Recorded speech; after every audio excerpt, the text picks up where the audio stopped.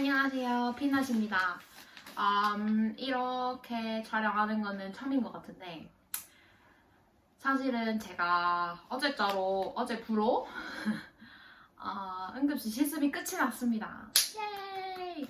그냥 맨날 그 실습하는 동안 되게 막 힘들었던 그런 일상 브이로그만 올리다가 이제 정작 끝이 나가지고 좀 저처럼 이렇게 호주나 다른 곳에서 영어권 국가에서 이런 간호 공부를 하고 또 실습 때문에 힘들고 그런 분들이 많이 공감을 하시고 혹은 또 도움을 조금 팁이나 이런 걸 얻을 수 있으면 좋겠다는 생각에 그 기억이 따끈따끈할 때 동영상을 찍어야겠다 이렇게 생각이 들어서 제 방에서 이렇게 급하게 촬영을 한번 해보게 되었습니다.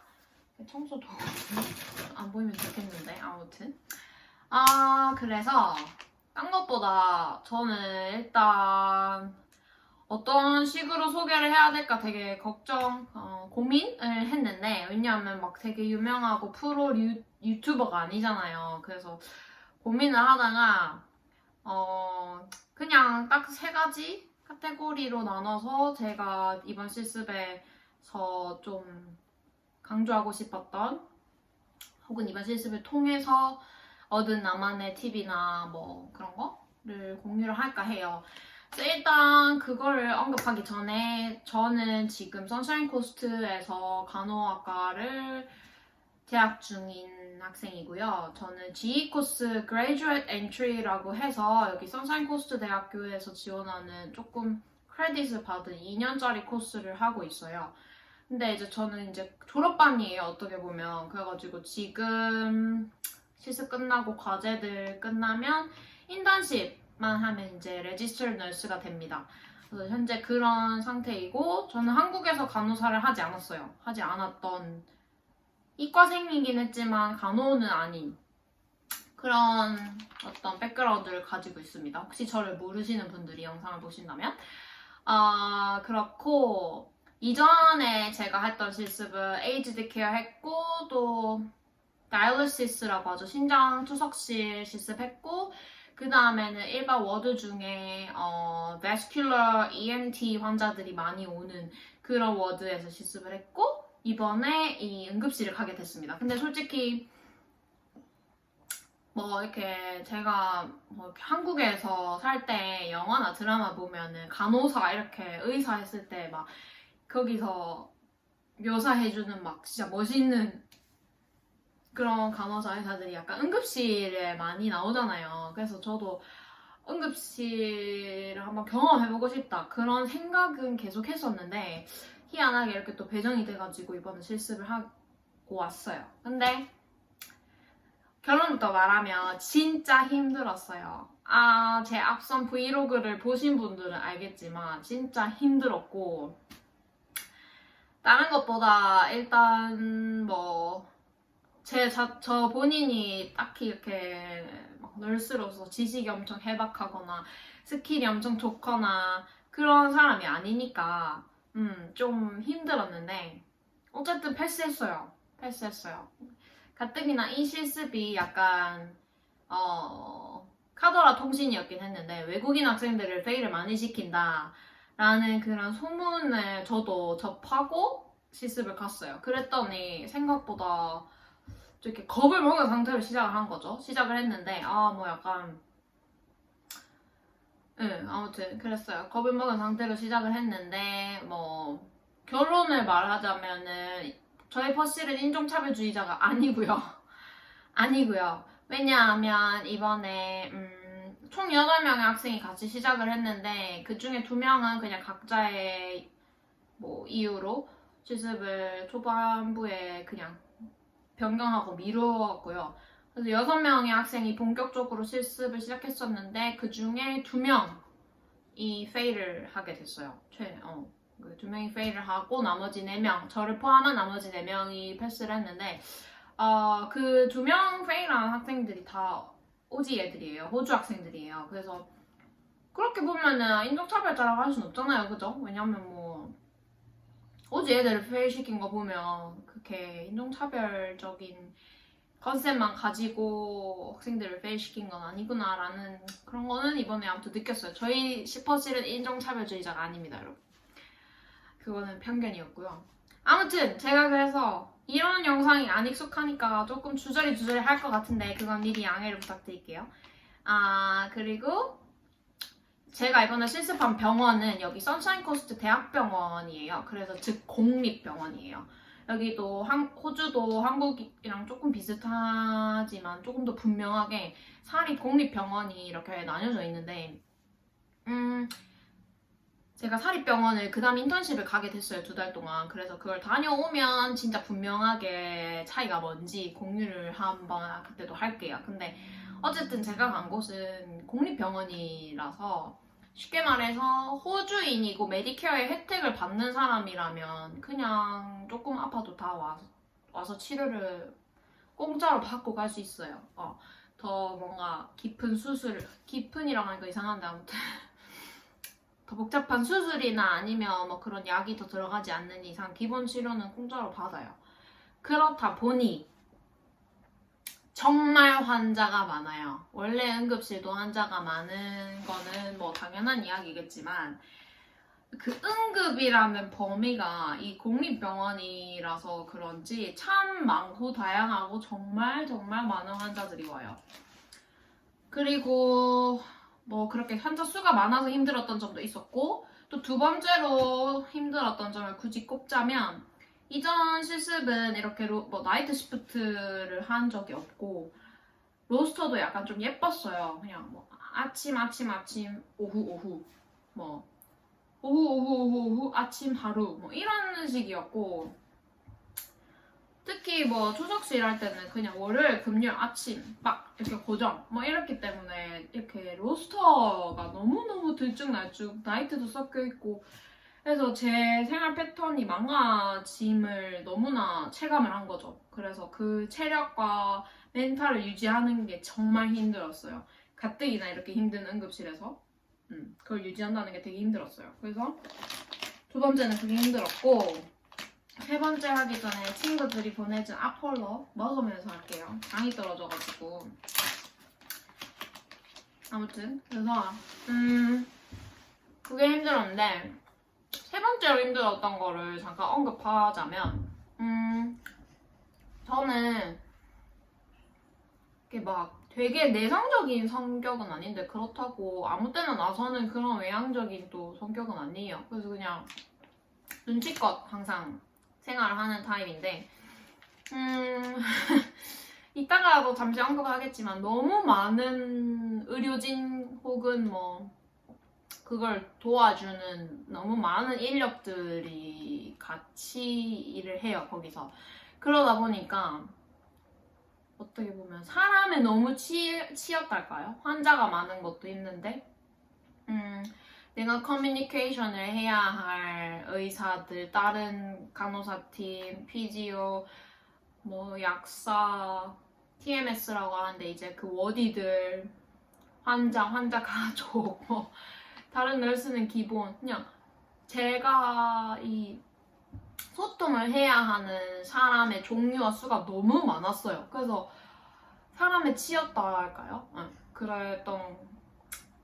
그래서 스트레스 좀 받았던 것 같아요. 그러니까 막 제가 막 사람을 싫어하고 이런 성향은 또 아님에도 불구하고 그게 진짜 힘들었어요. 그냥 사람을 너무 많이 봐야 돼서. 그리고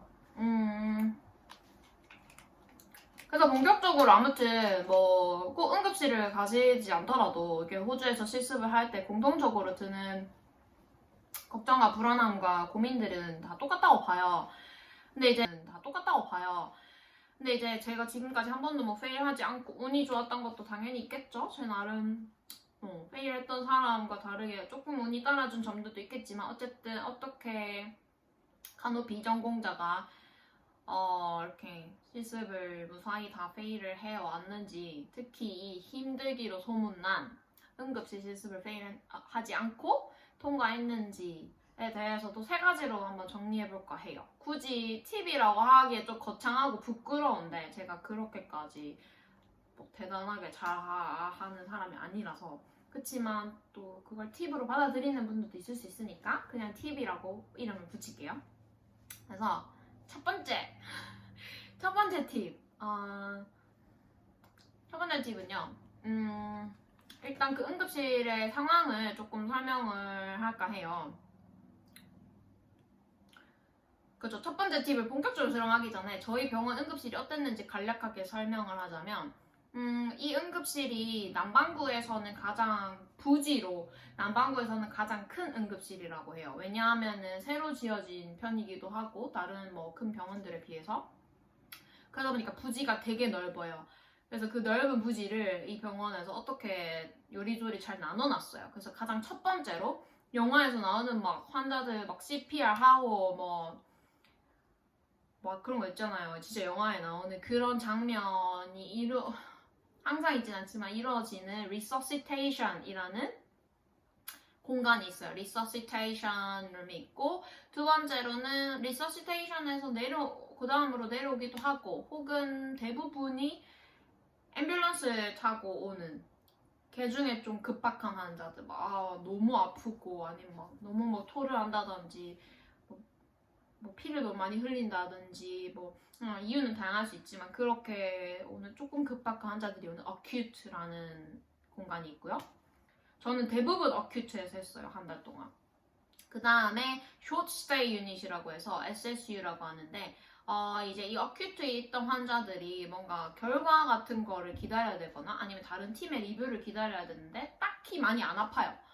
그치만 다른 아픈 사람들 진짜 줄 맨날 보면 막 저쪽 복도 끝까지 막 환자들 줄이 서 있거든요. 앰뷸런스들이랑 같이. 그래서 파라메딕이랑 같이. 근데 굳이 베드를 차지하고 있기엔 조금 아까운데 싶은 환자들이 그런 리뷰나 결과를 기다리면서 있는 곳이 쇼스테이 유니엣이에요. 가고 그 다음에 조금 별개로 그 피디아트릭이 있어요. 아기들. 아가병동? 근데 저희는 거기 안 가요. 거기는 조금 이번 실습은 아무튼 피디아트릭은 안 갔고요. 또 하나는 Front of House FOH라고 해서요. Front of House는 약간 GP 클리닉처럼 돌아가요. 대신에 실제 GP보다는 널스들이 하는 일이 조금 더 많아요. 그래서 굉장히 바쁜 거의 그냥 진짜 GP 클리닉 속도로 돌아가는 엄청 바쁜 Front of House. 하지만 조금 경미하고 많이 안 아픈 환자들. 머리가 너무 아파요. 며칠째 화장실을 못 갔어요. 뭐 그런 거 아니면 이제 orthopedic 환자들이 많이 와요. 뼈 부러진 거, 인대 늘어난 거. 또 흥미로웠던 거는 그런 환자들 많이 와요. 이제 호주가 낚시를 많이 하다 보니까 낚시 농담 삼아 환자들을 그냥 이렇게 네이밍을 하는데 간호사들끼리 피쉬훅 환자들이 꽤 많이 와요. 많이 오니까 그렇게 이름을 붙이겠죠? 피쉬훅 환자들 오고 청소년들 많이 오고 피디아트릭은 아닌 청소년 친구들 많이 오고 그런 공간이 있고요. 그리고 퍼플 퍼드라고 해서 조금 격리가 필요한 프리커션이 있는 근데 좀 장기로 있게 돼야 할 것 같은 분들이 가는 퍼플 퍼드이 있고요. 이거를 이렇게 니는 어디 가 아니면 파라메딕 통해서 이 환자는 지금 어큐트 가야 돼 이렇게 배정이라고 하나요? 그걸 이렇게 나눠주는 역할을 하는 공간인 트리아지가 있습니다. 트리아지는 약간 무슨 안내 데스크처럼 생겼는데 실제로 안에 널스들이랑 그 어드민 팀들이 이렇게 있어요. 그래서 가면은 진짜 드라마처럼 52세 여자고 3일간 복통 호소하다가 어쩌고 해서 오늘 변에서 피가 나서 이런 식으로 그냥 이렇게 브리프하게 하면은 이 트리아지에서 널스들이 그러면 얘 지금 어큐트로 배정해줄게. 그러면 이제 어큐트 베드 날 때까지 기다리게 되는 거예요. 그런 식으로 시스템이 나눠져 있고 저는 이제 대부분 어큐트에서 실습을 했고요. 리서시테이션에서는 이틀 해봤고요.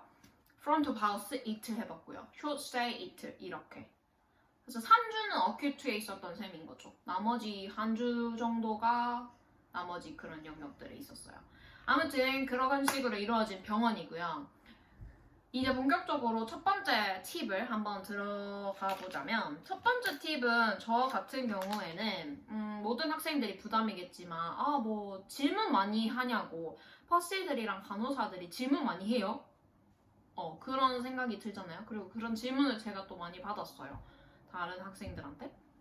질문 많이 해요. 왜냐하면 우리는 어쩔 수 없잖아요. 이게 뭐 배우러 간 입장인데 내가 제대로 모르고 있으면서 대충 이렇게 끌다가 오게 되는 경우도 있지만, 어쨌든 뭐 그런 경우도 있지만 솔직히 배우러 간 입장이기 때문에 그거를 가르쳐 주려는 사람들의 위치에서 당연히 저희한테 질문을 할 수밖에 없죠.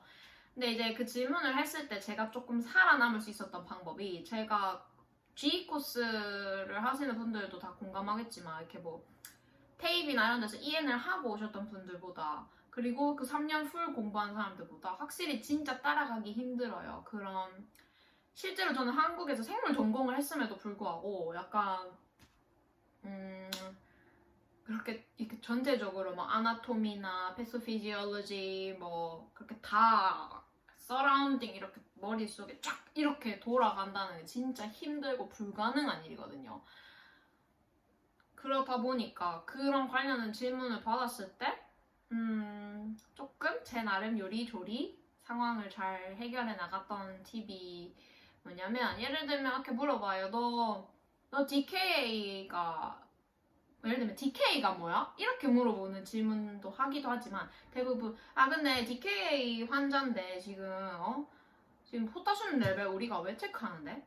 그 포타슘이 뭐여야 우리가 정상으로 받아들일 수 있는 건데? 아니면 비정상이면 뭐가 걱정인데?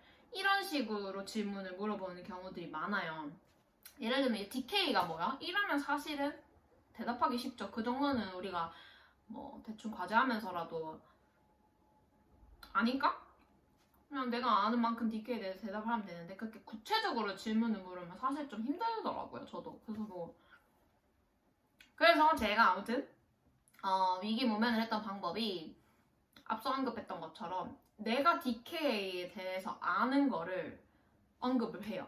근데 내가 DK는 이거잖아. 그래서 사람이 당뇨 환자니까 막 이러면서 약간 아는 내용을 줄줄 이야기해요. 그래서 포타슘이 이렇게 연관이 된 거 아니냐?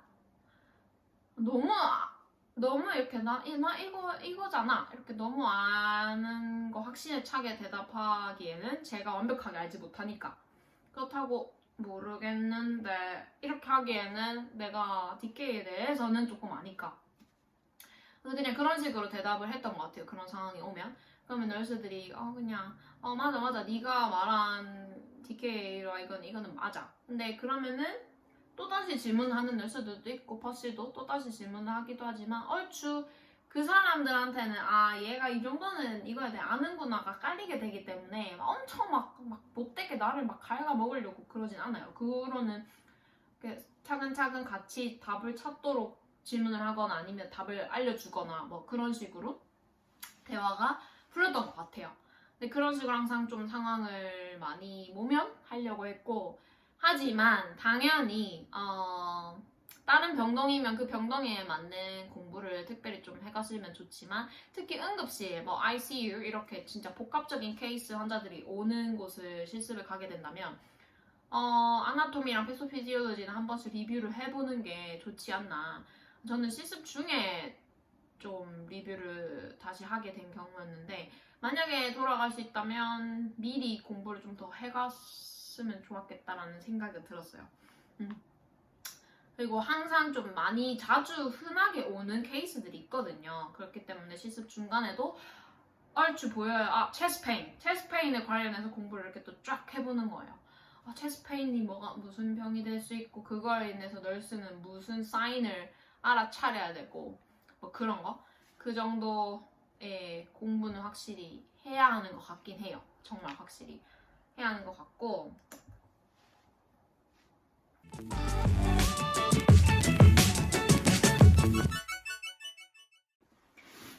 자, 조금 가까이 와봤습니다. 그리고 두 번째 같은 경우에는 아무래도 이게 많은 분들이 비슷하게 고민을 하고 생각할 것 같은데 두 번째 같은 경우에는 언어 어떻게 해요? 우리는 어쨌든 영어가 모국어가 아닌 사람들이잖아요. 그리고 많은 외국인 학생들이 페일 당하는 이유가 바로 그 커뮤니케이션으로 페일을 당하는 경우가 많고 그래서 영어 어떻게 해요? 이렇게 하는데 솔직히 저는 저도 영어를 엄청 완벽하게 잘하고 그러진 않아요. 저도 한국에서 거의 뭐 평생을 살다가 여기 이제 와서 본격적으로 살게 된 건데 뭐 어떻게 영어를 왜 원어민처럼 뭐잘 하겠어요, 솔직히. 그래서 그렇다 보니 당연히 힘든데 응급실에서 특히 그 언어 때문에 힘들었던 거는 오히려 뭐 그냥 이렇게 소통하는 부분보다도 아까 말했던 내용과 좀 연관되게 그런 터미널로지라고 하죠. 그 전문 용어들을 그렇게 빠른 상황 속에서 빠바바박 이렇게 말하는 게 힘들었어요. 특히 이렇게 뭐 닥터들이랑 이야기하게 되는 순간 혹은 널스 중에도 팀 리더한테 뭐 이야기해야 되고 이럴 때 그 터미널로지가 자연스럽게 안 나오는 거예요. 근데 솔직히 그걸로 뭐라 하진 않아요. 제 퍼스도 처음에 저한테 그걸 지적을 했어요. 너가 터미널로지가 이렇게 말로 할 때는 바로 잘 안 나오는구나. 그치만 뭐 이해는 한다. 이거는 원어민이 우리도 한 번씩 평소 쓰는 단어가 아니니까 힘드니까 뭐 이해한다. 아직 학생이라서. 근데 자주 써서 익히도록 해라. 뭐 이런 식으로 해줘서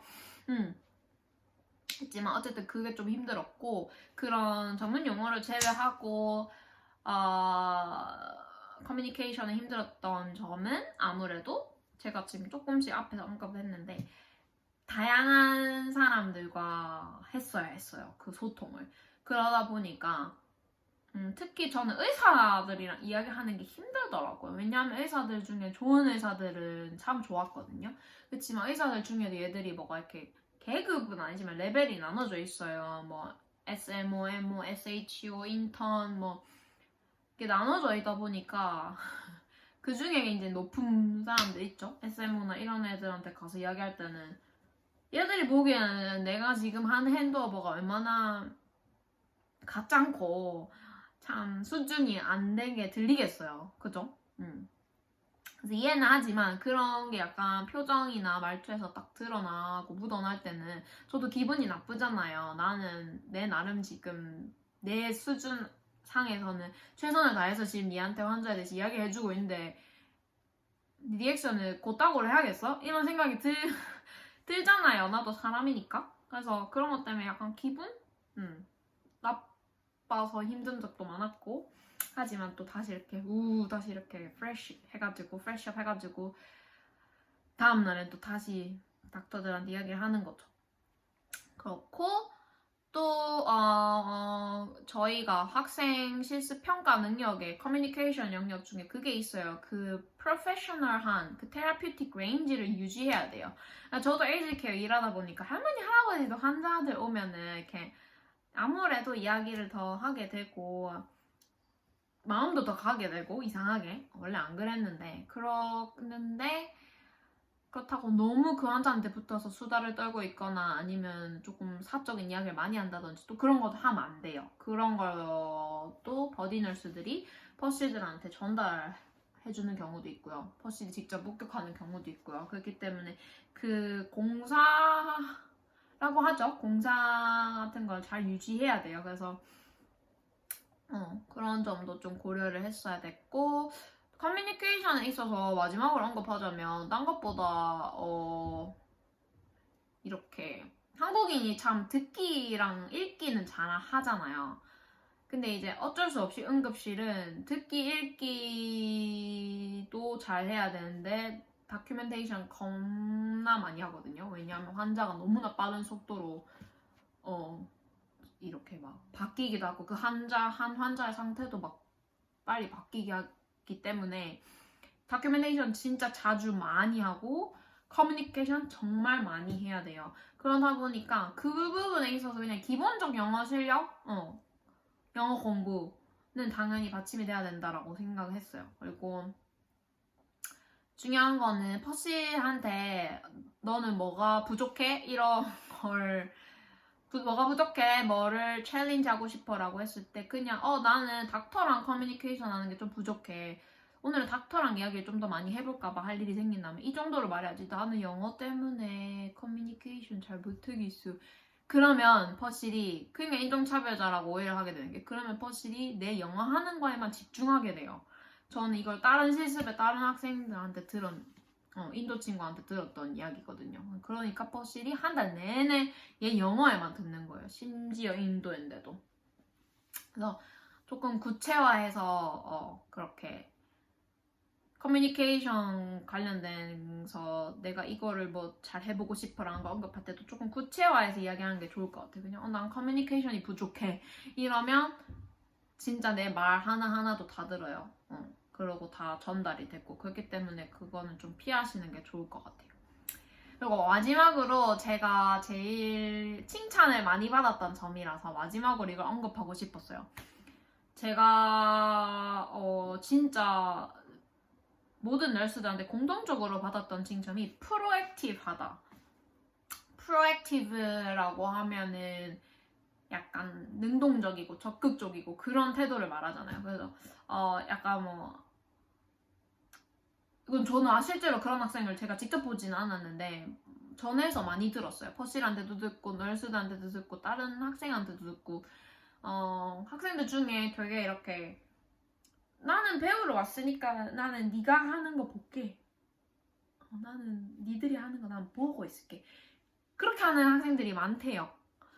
그리고 참 마음 아프게 그 중에 인터내셔널 학생들이 많대요. 그러다 보니까 이상하게 이렇게 와전이 돼가지고 인터내셔널을 페일시키나 인터내셔널들이 페일한다 이런 말들이 생긴 것 같은데 그런 태도가 진짜 안 좋다고 봅니다. 저는. 실제로 저랑 같이 실습했던 애 중에 자기가 ENS어서 좀 많이 안다고 엄청 까불대던 친구가 있었는데 오히려 그것도 안 좋아요. 내가 많이 안다고 해서 다 안다고 나 다 알아 이렇게 하는 것도 안 좋은데 그냥 그 딱 중간 완전 소극적으로 뒤에 빠져있지도 말고 안다고 완전 나대지도 말고 그 중간을 유지하는 게 중요해요. 그래서 제가 프로액티브하다라는 칭찬을 받았던 것 같은데 예시를 하나 들어보자면 마지막 주에 있었던 일 같은데 어떤 간호사가 제 버디 널스도 아니었어요. 근데 어떤 그 다른 널스가 나 지금 카테터 그 urinary 카테터 넣어야 이거 인서션 해야 되는데 혹시 그래도 내가 생각해서 학생이 한번 해보면 좋을 것 같아서 너 찾아왔어 이렇게 되게 친절하게 그래서 너 해볼래? 이렇게 물어보더라고. 근데 솔직히 저 카테터 많이 해봤거든요. 근데 그 상황에서 제가 다른 것 때문에 만약에 제가 더 흥미로운 일을 하고 있었고 아니면 조금 그게 하기 싫었고 그러면은 거절을 저도 했겠지만 딱히 저도 특별히 뭔가 심각하게 하고 있지도 않았고 그리고 오케이 한 번 더 해보지 이런 생각이 들어서 대답을 했는데 때마침 퍼실이 그러니까 연기도 좀 잘해야 돼요. 사람이 가식은 조금 필요한 것 같아요. 실습할 때 퍼실이 딱 오길래 그 말을 기왕 대답할 것 좀 잘해보자 싶어가지고 나 유린 그거 카테터 많이 해봤어. 근데 특히 여자 환자들은 조금 힘들더라. 그래서 그때 지난번에 이러이러한 부분에서 내가 조금 버벅거렸는데 그럼 이번에 그걸 한번 그 부분을 좀 더 연습을 해봐야겠다. 이런 식으로 말을 했어요. 그랬더니 좀 전에 온 퍼실이랑 저한테 제안을 했던 널스도 다 오케이 하면서 그래서 제가 딜리게이션의 한 부분으로 그래서 그 부분 할 때 특히 그 부분 할 때 나를 좀 도와줄 수 있겠니? 이렇게 말을 했더니 당연하지 이러면서 가서 같이 해보자. 그래서 같이 하고 피드백 받고 그런 식인 것 같아요. 그래서 예를 들면 아무래도 그것도 하나의 예시이고 또 굳이 하나의 예시를 더 들어서 설명을 하자면 학생들이 바이탈 사인 거의 학생들을 많이 시키고 또 많이 하게 되거든요. 왜냐면 그게 우리가 할 수 있는 제일 기본적이고 중요하기도 하고 특히 이머전시에서는 그래서 바이탈 사인을 참 많이 재는데 딱 쟀는데 좀 이상한 거예요. 환자가 좀 이상해. 널싱에서는 이제 심토매틱이라고 하는데 심토매틱해요. 그래서 빨리 알려야겠다. 그래서 근데 그냥 알렸을 때 한 번 예를 들면 이 한 번 혈압 재고 나서 내 환자 혈압이 이상해 이렇게 가서 알렸을 때 그 사람들이 좋아하겠어요? 그냥 다른 팔에도 재봤니? 커프 바꿔봤니? 매뉴얼 해봤니? 그렇게 되거든요. 그래서 이제 저도 프로액티브하게 쟀는데 이상한 거야. 그냥 할머니가 안 그랬는데 이전에는 3시간 동안 다른 팔에 있어. 또 그래. 커프를 바꿔서 할머니 팔이 조금 굵으셔서 바꿔서 굵은 걸로. 또 그래. 오케이. 매뉴얼 간다.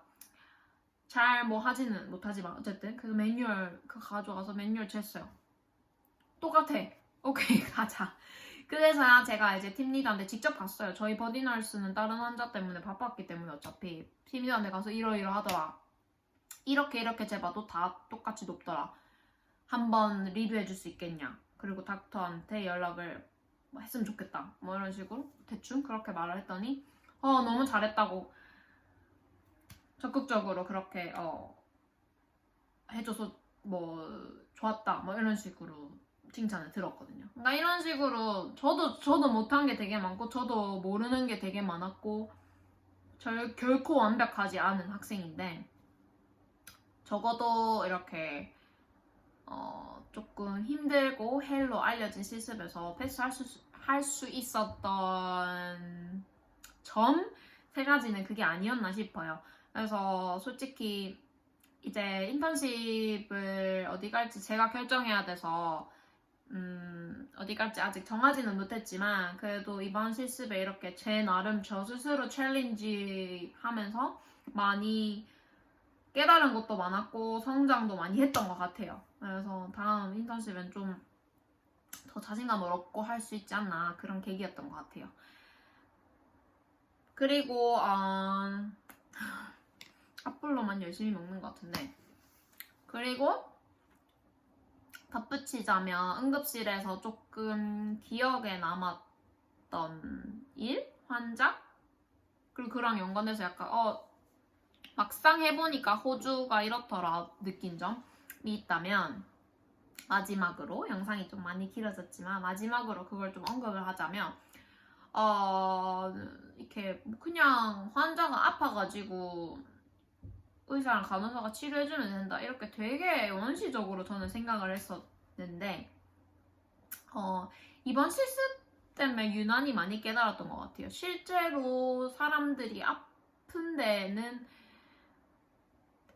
사람이 아프게 되는데 작용하는 되게 많은 여러 가지 이유가 있을 수 있고 그 여러 가지 이유 중에 멘탈과 관련된 부분도 있고 소셜과 관련된 부분도 있고 이코노믹과 관련된 부분도 있고 파이낸셜과 관련된 부분 그런 것도 있고 그러니까 그 참 다양한 팩터들이 환자들과 영향을 주는 것 같아요. 다양한 팩터들이 환자들과 연관이 되어 있는 것 같아요.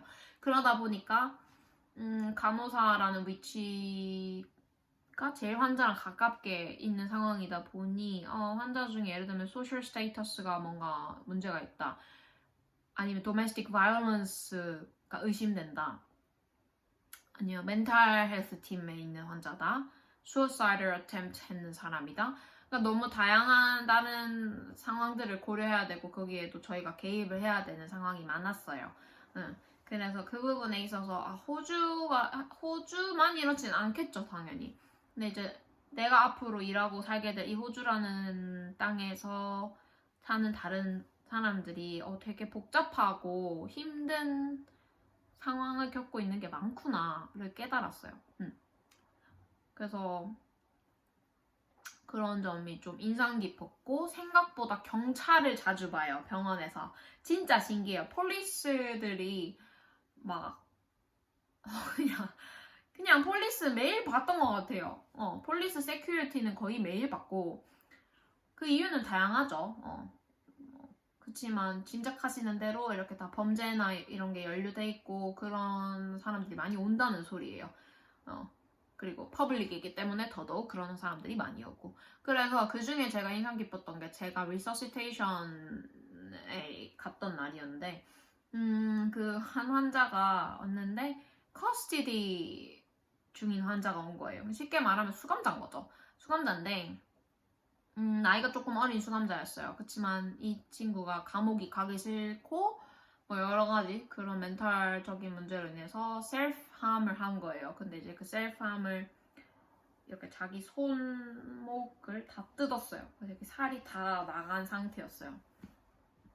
그래서 이제 경찰이랑 같이 리서시테이션 제일 급한 공간으로 이제 이송이 돼서 왔는데 제가 스튜던 널스로서 할 수 있는 건 많이 없었잖아요. 당연히 없겠죠. 그치만 이제 대충 이 환자에 대한 응급처치가 끝이 나고 그 당시에 팀 리더가 저한테 나탈리 너 환자 이거 한번 피가 온몸에 묻어 있었거든요. 그 나온 출혈이 온몸에 다 되는 바람에 피 이거 환자 몸에 피 좀 닦아줄래? 이렇게 말하는데 약간 진짜 거짓말 안 하고 이렇게 했어요.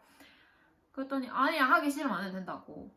근데 이제 너도 뭔가 해보고 싶을까봐 말해 이렇게 말하더라고요. 그래서 내가 5초 생각했는데 한 50시간 고민한 기분이었어요. 그러다가 순간 든 생각이 어차피 내가 호주에서 뭐 간호사를 하건 뭘 하건 아무튼 여기서 의료 관련된 쪽으로 종사하고 싶은데 이런 상황들이 앞으로 더 생기면 더 생겼지. 한번 challenge myself 해보자 이렇게 된 거예요. 그래서 한번 해볼게. 그랬더니 이제 널스도 당연히 이제 저는 어린 양이니까 옆에 경찰 바로 옆에 있지. 그 환자가 그리고 손, 발 다 수갑이 차져 있는 상태였거든요. 그렇기 때문에 막 엄청 위험하고 그런 상황은 안 생길 거야. 당시 한 20 몇 명이 보는 상황이었으니까 너가 해주고 싶으면 좀 해줬으면 좋겠어. 이렇게 해서 오케이 해볼게. 이렇게 해서 범죄자의 몸에 묻은 피를 닦는데 되게 무섭고 이런 기분도 들었지만 되게 이상한 거예요, 기분이. 그치만 이것도 경험이다 하고 열심히 닦았어요. 열심히 닦았고 하지만 제가 살면서 그렇게 손발에 다 수갑 찬 사람 몸에 있는 피를 닦을 일이 있었겠어요? 당연히 없었고 그런 일을 하게 될 거라는 건 제 인생 계획에도 없었고 그래서 굉장히 이렇게 벌벌벌벌 하면서 그 피를 닦아냈던 인상 깊었던 날이 또 기억이 나요. 그치만 그때 좀 마음이 짠했던 거는 그 친구가 한 발쯤 닦을 때였나? 울더라고요. 아무도 못 듣게끔 이렇게 우는데 저는 가까이 있었으니까 들었잖아요. 우는데 대충 히스토리를 들으니까 또 더더욱 그래서 마음이 좀 안 좋더라고요. 참 사람들이 많이 다양한 이유로 이렇게 마음의 병도 가지고 사는구나 또 깨달았고 그래서 아무튼 그렇게 참 배우고 느낀 점도 많았던 것 같아요. 그래서 여러모로 의미 있는 시간이기도 했어요. 그리고 리서시테이션 다른 날 있었던 날 또 좀 기억에 남는 환자가 제가 아까도 잠깐 말했듯이 수어사이드 하는 환자들이 많이 와요. 한국도 그거는 당연히 심각한 문제로 저도 인지하고 있는데 호주는 특히 그 자살 시도 때문에 응급실로 환자들이 많이 오더라고요. 근데 그 중에 이제 자기 몸에 휘발유를 붓고 불을 지르는 환자가 왔었는데 그냥 저한텐 충격인 거죠. 사람이 자기 몸에 불을 지르면 저런 상태가 되는구나 자체에도 놀랐고 얼마나 힘들길래 그런 짓을 할까 또 놀랐고 그래서 제가 너무 순수하게 혹은 너무 진짜 어린 순한 양으로 지금까지 세상을 살아왔구나 또 느낄 수 있는 진짜 그런 기회이기도 했어요. 그래서 뭐 종합하자면 이제 간호하시는 분들 그리고 지금 실습을 앞두고 계신 분들 다 이렇게 걱정되는 점은 많겠지만 저는 아무튼 이런 경험 혹은 뭐 이런 방법으로 해서 이 실습을 무난히는 아니었지만 어쨌든 완료를 할 수 있었고요. 또 그 말고도 되게 드는 생각은 많은데 이미 제가 너무 수다스럽게 말을 많이 하는 바람에 영상은 여기서 끝을 낼까 합니다. 혹시 또 나중에 다른 기회가 생긴다면 또 더 다른 많은 내용을 공유할 수 있게 되면 좋겠네요. 이렇게 긴 영상 봐주셔서 너무 감사하고 그러면 다음에 또 다른 일상 브이로그로 찾아오도록 하겠습니다. 안녕.